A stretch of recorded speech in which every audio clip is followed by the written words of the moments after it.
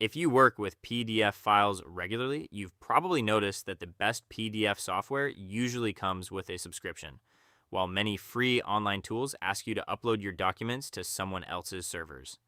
That's not ideal, especially if you're dealing with personal or confidential files. Thankfully, there's a better option. It's called Stirling PDF, a free and open source application that you can host on your own computer or server.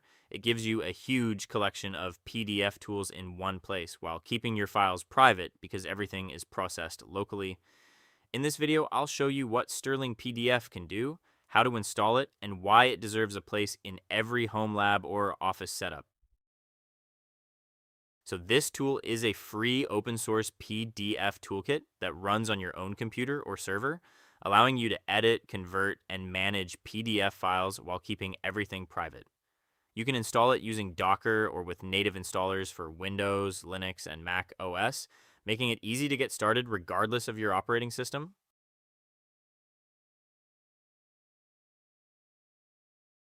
Once you open it, the first thing you'll notice is just how many tools Stirling PDF includes.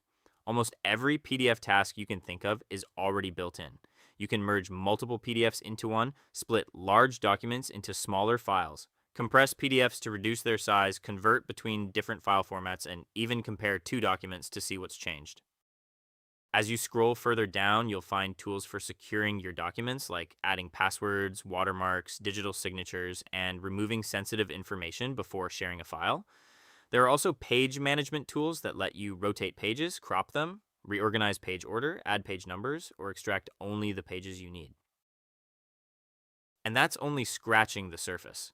Stirling PDF also includes OCR for scanned documents, metadata editing, form filling, annotation tools, image extraction, repair utilities, automation features, and even an API for developers.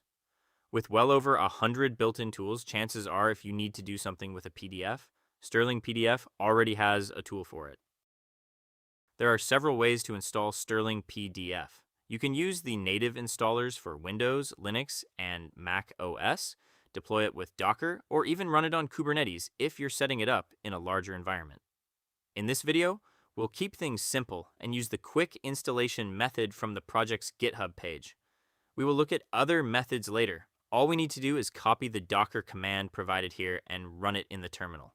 This method works on Windows, Linux, and Mac OS as long as you already have Docker installed. I'll be demonstrating the installation on Debian 13 Trixie, but the process is virtually the same on any operating system that supports Docker. Before we continue, if you're using Windows or Mac OS, the easiest option is to install Docker Desktop.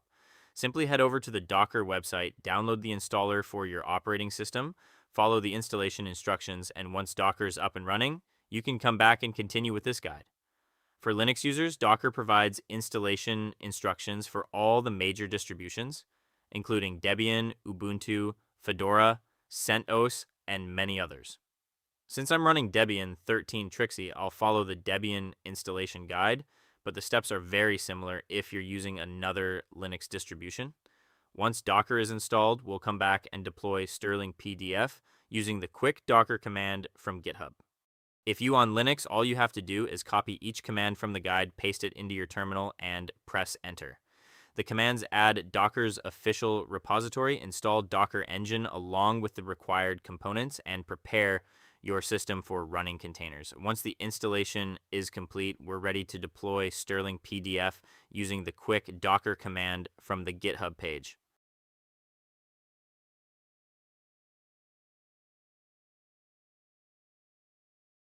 Rather than making you watch me copy and paste every single command, I'll go ahead and complete the installation. The process only takes a few minutes if you follow the instructions in the Docker documentation. Docker is now installed and ready to use. We can verify that everything is working correctly by opening a terminal and checking the installed version. With Docker up and running, we're now ready to install Stirling PDF using the quick Docker command from the GitHub page.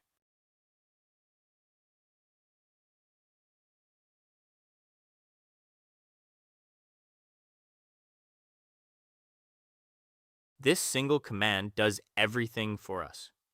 First, Docker checks whether the Stirling PDF image already exists on the system. If it doesn't, Docker automatically downloads the latest version from the online repository. Once the download is complete, it creates a container, maps port 8080, so we can access Stirling PDF from our web browser, and then starts the application. Depending on your internet connection, the download may take a few moments because Docker needs to retrieve all of the required image layers before Stirling PDF is ready to use. Once the installation is complete, open your web browser and navigate to localhost URL. The first time you access Stirling PDF, you'll be presented with the login screen. By default, the application comes with a built-in administrator account. Simply log in using the default username and password shown on the screen. After signing in for the first time, it's a good idea to change the default password to something more secure, especially if other people will be accessing your Stirling PDF server.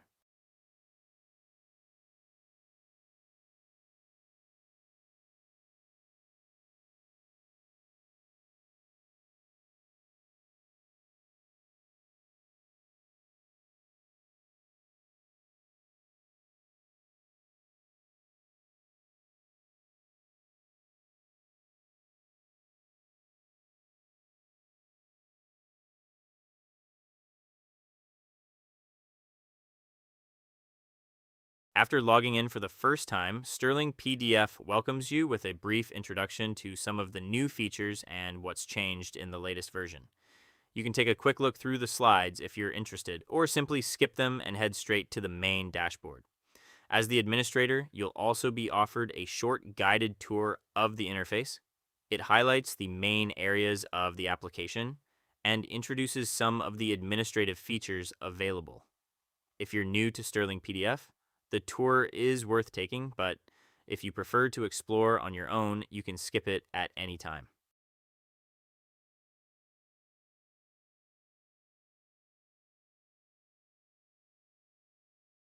One advantage of the self-hosted version is that you can make it available to other people on your network or even over the internet if you configure remote access.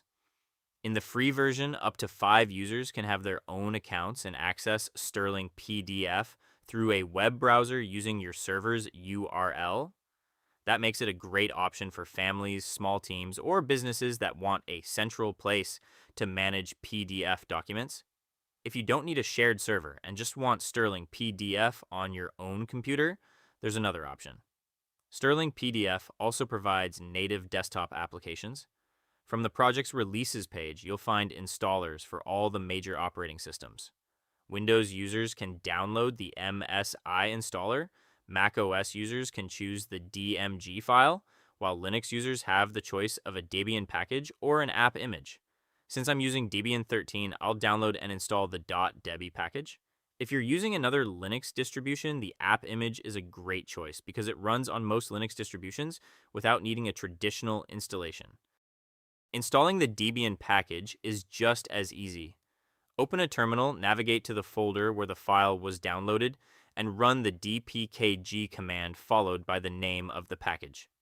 Enter your password when prompted, and in a few seconds, Stirling PDF will be installed on your system. Once it's finished, you can launch it just like any other application from your desktop's application menu.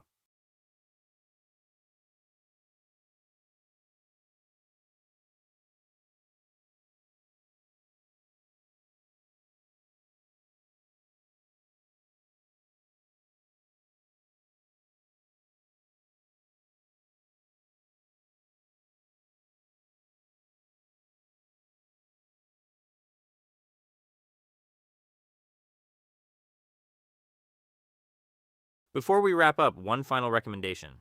For most people, I'd suggest using the native desktop installers. They're quick to install, integrate nicely with your operating system, and require very little setup. If all you need is a powerful PDF application for your own computer, that's probably the easiest route. The Docker version is a great choice if you're planning to self-host Stirling PDF, share it with other users, or run it on a home server. Just keep in mind that you'll be responsible for managing the container, configuring it to start automatically after a reboot, applying updates, and handling any other Docker-related maintenance. If you're already comfortable with Docker, it's a fantastic option. Otherwise, the desktop installers will get you up and running much faster. That's all for this video. If you found it helpful, please give it a thumbs up and consider subscribing for more Linux, Docker, self-hosting, and open source software tutorials. Thanks for watching, and I'll see you in the next video.